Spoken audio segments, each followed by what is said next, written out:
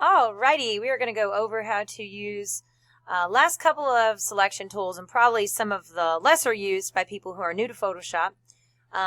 First off, I want to introduce you to using the pen tool for selections. Now, the pen tool can be used to draw shapes. And notice right here where it says shape, I can click and let go, click, let go, click, let go, click, let go, and draw shapes like squares or rectangles or triangles or whatever. That's one use of the pen tool. And it kind of works like the polygon lasso tool. If we were selecting with the polygon lasso tool, we click and then let go and click and then let go, and we just go around, our image. And then when we get back to the beginning, it turns it into a selection.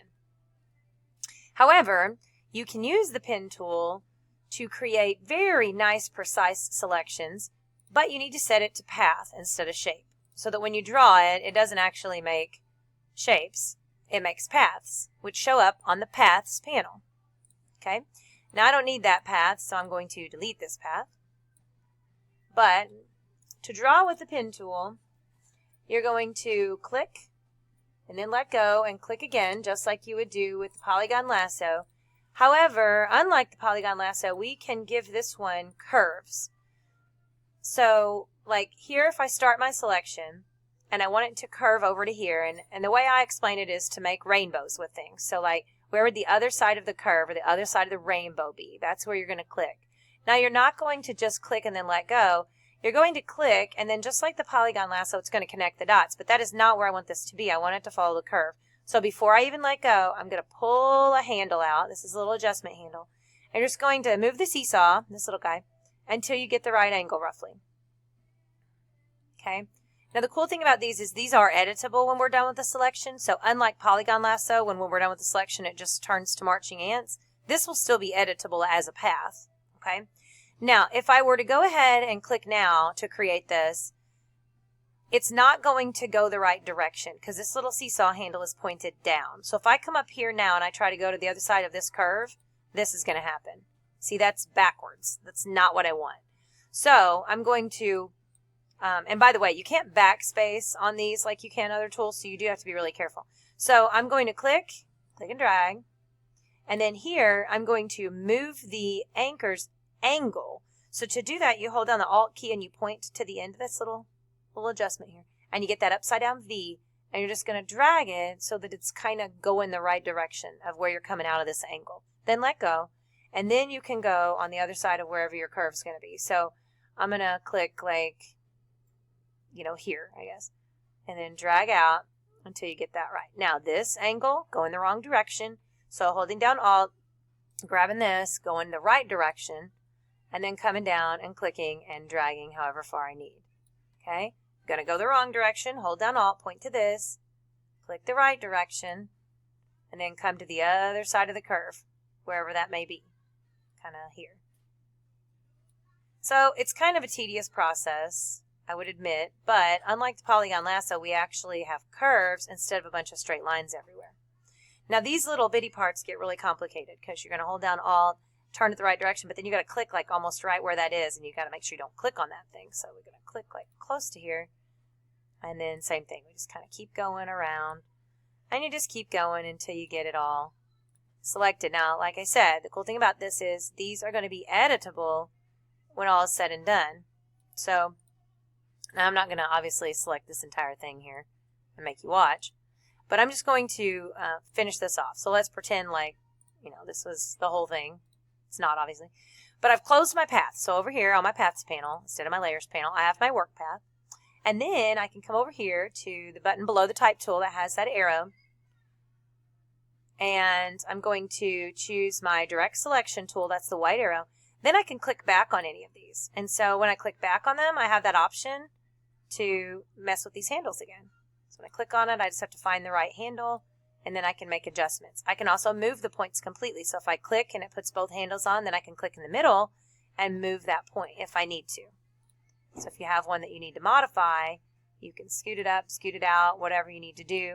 You can also take your pen tool and you can add or delete or convert an anchor point. So if I needed an extra point, I could. Or if I have a point that doesn't have handles on both sides, I can use convert anchor. Like, I think this first one, let me click back on it. See, it doesn't have any handles.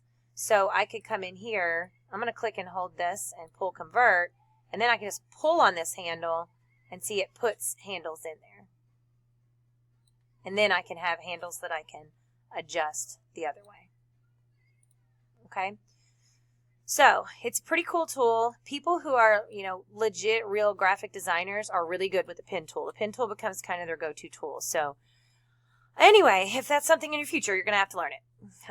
Otherwise, it's just a good tool to have in your toolbox. Now, once you've made the path and it's in here, you can right-click that path and make a selection. Now, that's going to put your marching ants on there. And I can do it over here in the paths panel, over here where the preview is, or I can just do it in the path somewhere if I'm on this tool. So make selection. They do say in most tutorials, if you watch them, that you should put a 1 or 2 pixel feather on there.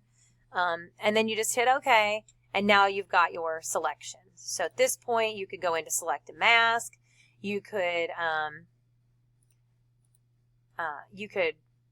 just stay in selection mode and then use like your lassos that you like to use. Now this is a small picture, so that 2 pixel feather was probably too much. You notice there it was pretty blurry around the edges. Of course, we're not at 100%. You would always want to look at it at 100% to get a better idea of what it would look like if you were to move it in somewhere. But anyway, this gives you kind of an idea then of how that tool works. Okay, so that is the pen tool and how to take a path and turn it into a selection. The other thing I wanted to show you is how to save a selection. So we know that we could just go into, say the bell's getting ready to ring, we could go into here, select a mask, and we could put it out to a layer mask. And then drag it on over and save it, and we're good. However, you know as well as I do, we don't have all of our selection tools. And the one that many of you like a lot is that magnetic lasso, and it's not in here. So if you just wanted to save the marching ants, most of you have probably realized you can't just save it and marching ants be there the next day. They're just not. However, we can make it so we can load those ants up. So what we can do is, first off, you have to save the image as a Photoshop image. You cannot save selections in JPEG images. So I would come in here and save old Jar Jar, and I would not call it the same name because you'll get confused. So I'd be like Jar Jar working, so I know I'm working on him. Then I go to select and save selection. That's going to let me give this a name. I'm just going to call it working. It says it's putting it on a new channel, so that means it's going to show up in my channels. So I'm going to hit OK, go to my channels, and there it is. So now when I close out of it, if I save and close, then it's gone. And when I open it back up, there's no marching ants, but I can load, under select, load the selection. And it knows that it has that channel called working. I just hit OK, and my marching ants are back. And then the next day, I can just continue where I left off using the selection tools that are all available of my choice. All right, so that takes care of pretty much the very back sheet of our notes page 2. One other thing I wanted to mention as well, which is in the packet for this chapter but not really addressed on the notes sheet, is how to select what we call the color range. Now, most of you would probably go magic wand here because this is a green background and it's mostly solid. And you would just add in all of this and try to fix it this way. And I can invert it. Select inverse here. And then go into select a mask. But it's not a great selection. I mean, I can make it a little better and paint over it, but it's not a great selection. It's okay. One of the other ways of dealing with background, especially if you have a background that does not have connected areas, like somebody had a Ferris wheel in the other class, and the Ferris wheel had all the sky was in the behind it, but the blue sky was everywhere, and so they were having to go through with magic wand and click in a whole bunch of places to get it all, or say like behind a fence or something. So the other tool you can use is called color range. It's under select, and then color range, and then it's going to come up initially like this, and you can click like the green part, and it selects the green part. Now I'm actually going to invert it so that the green part's not selected, the girl's selected. So now she's selected in white. You can see the mask. You can adjust the fuzziness, so that, which is kind of like the tolerance on your magic wand, till you get it like you want. And you can even take this minus sign if there's areas that you need to get in there. Oops, that was not what I meant to do. So like right in here, there's a little green under her ear, sort of.